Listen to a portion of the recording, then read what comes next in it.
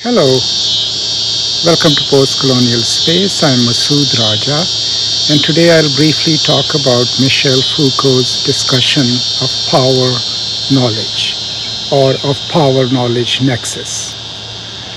Someone had posed this question to me through the comments on the channel just yesterday, and even though I don't have my books on me, I thought I should at least record a provisional response of my thoughts on it, and eventually, if I have some time, I will actually go into specific books where Foucault clearly discusses power and knowledge and how do they work together. But just for your reference, Discipline and Punish and History of Sexuality Volume 1 are the two major books in which he discusses power. Now, one thing to keep in mind about power and Foucault is that Foucault doesn't think of power in an architectural model.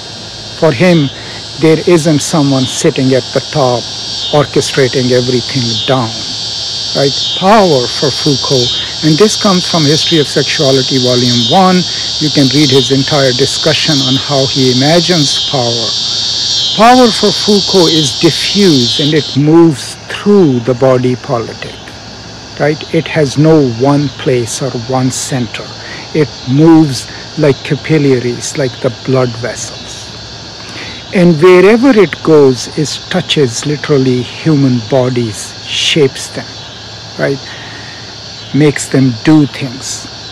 But it's not always just negative or coercive in Foucault. Power is also productive, because just as it oppresses us or shapes or disciplines our bodies, makes us into docile bodies, it also creates its own resistances, right?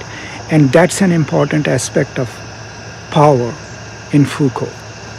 Now, where does knowledge come in? So the knowledge is crucial to producing any discourse. So if power is discursive, that means it's a product of different discourses, then those discourses need knowledge, right? A body of knowledge is essential to creating a scientific discourse, right? And that scientific discourse then becomes part of the power structure. I mean, think of different examples: the discourse of warfare, the discourse of psychiatry, psychology. That's what Foucault discusses. That depends on people producing psychological knowledge or psychiatric knowledge. In the process of doing that, they must then create objects of study, people who have different psychiatric problems that can be fixed, right? So the knowledge of a scientific field or a social scientific field is crucial in enabling a discourse to normalize itself, right? And power, since it is discursive, since it is produced through these discourses, is as diffuse as the discourse is. So the important distinction to remember is that in Foucault, power is not top-down, it is diffuse and it is discursively produced, and it is not always negative and coercive. While it can be used to shape human bodies, to label people, to create constituencies of unwanted people, and though they're always discussed in Foucault, the prison system, right, the deviant, people with different sexualities, different races, different ethnicities, prison inmates. But at the same time, this very power that shapes our bodies also creates the possibilities for us to mobilize resistances, to come up with counter discourses. And of course, Foucault in his later lectures does talk about what kind of counter discourses, right? Remember, in one of his lectures, he discusses the retrieval and mobilization of buried or bruised knowledge, right? That must be retrieved and juxtaposed against the normalized knowledge, and that is how you alter the dominant discourse. How do we do that? For example, in post-colonial studies, we could have the imperial view of the history of the colonies, right? How the British saw India. But Then we go and pick up the silenced knowledge. What were the Indians writing about the British? What were the Indian subaltern subjects saying about the British rule? And then that becomes the bruised and buried knowledge that you mobilize against the powerful discourse. So these are some of my provisional thoughts. Another thing to keep in mind is, why is it important to understand power as discursive, based in knowledge and discourses, and as diffuse as a web that moves everywhere without a center?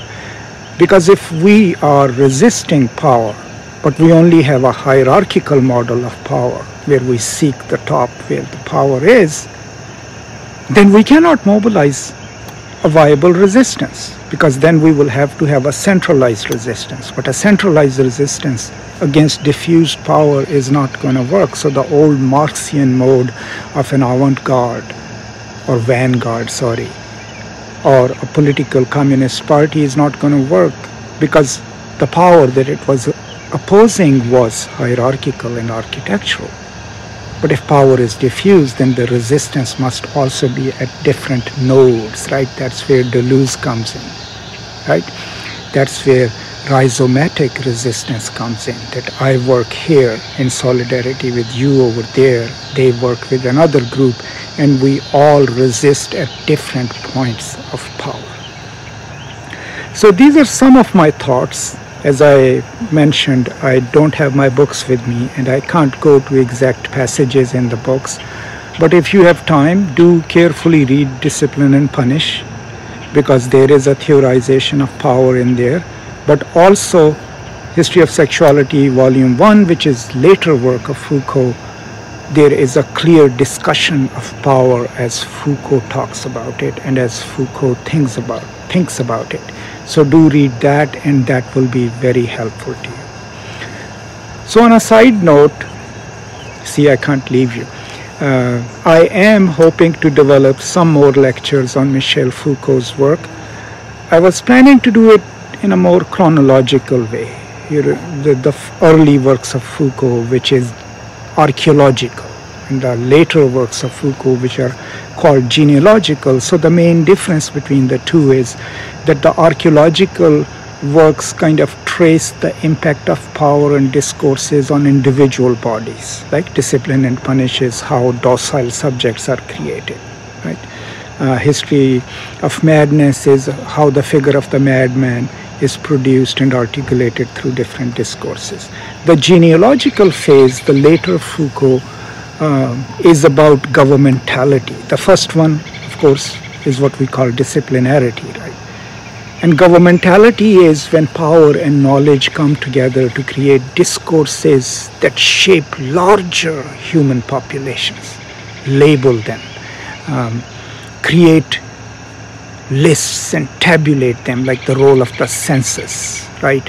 The role of the larger discourses of medicine that create deviant subjects, that suggest that certain people are not fully human or cannot be treated as fully human. So that's the main distinction between the archaeological Foucault, where the questions of the body are invoked, and genealogical Foucault, where body politic, but also we call biopower, right? How does it emerge? And where it deals with larger constituencies and larger populations. So these are some of my thoughts. I hope this at least provisionally answers the question that was posed to me. But please do read more and think about Foucault's work more carefully. And meanwhile, when I have time, when I'm back in Denton and I have access to my books, maybe I will do a more sequential and a more detailed conversation, or a set of conversations on power and knowledge and how Foucault theorizes them and how he imagines them. So I hope all of you are staying safe. I am still with the family, still in Ohio, taking care of family, and I will soon return to start a new semester, but I hope you all are doing well. Your summer is ending well, and that you're taking care of yourselves and taking care of each other. Please continue to do so, and I will now see you next time. Until then, as always, peace and love.